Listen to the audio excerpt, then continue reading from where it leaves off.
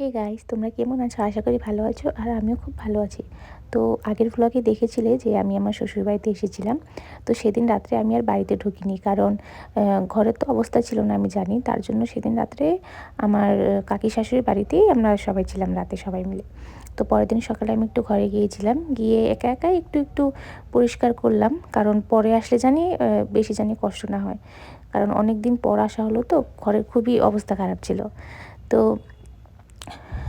এখানে আমি একটু একটু করে দেখাচ্ছিলাম তোমাদেরকে। একদিন আমি ভালো করে আমার হোম ট্যুর দিব তোমাদেরকে।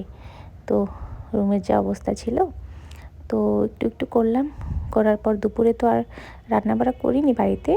আমার পাশেই আমার ননদ বিয়ে হয়েছে, তো ওদের বাড়িতে নিমন্ত্রণ ছিল, তো দুপুরে ওখানে খাওয়া দাওয়া করেছি। করার পর রাতে আমাদের বাড়িতে একটা পিকনিক ছিল, ছোটো মোটো করে সবাই মিলে, ফ্যামিলি আর ফ্রেন্ডস মিলে পিকনিক ছিল।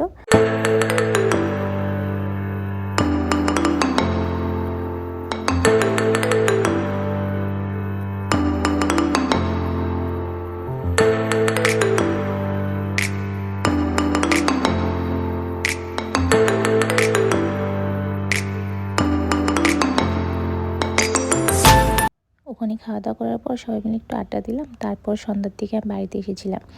তো ঠাকুরঘর তো পরিষ্কার করা হয়নি, খুবই নোংরা হয়েছিল। তো আমি জানি একদিনে করা হবে না, তার জন্য আর ধরিনি। আর এই পুচকোটা হলো আমার ননদের ছোটো মেয়ে, খুব কিউট আমার লাড্ডু।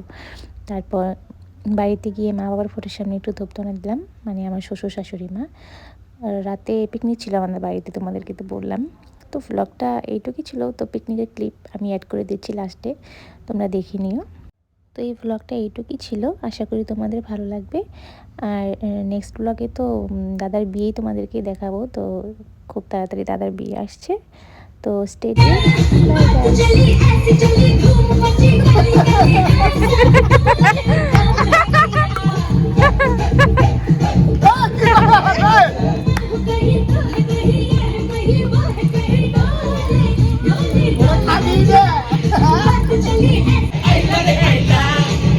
Jamaica.